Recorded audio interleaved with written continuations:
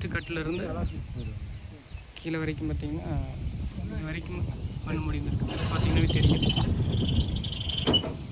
பம்பில் அரை பம்பு கொஞ்சம் மேலே வரைக்கும் பார்த்திங்கன்னா பண்ண முடிந்துருக்கு. இது வந்து 5 இன்ச்சு மோட்ரு, 4.5 பம்பு.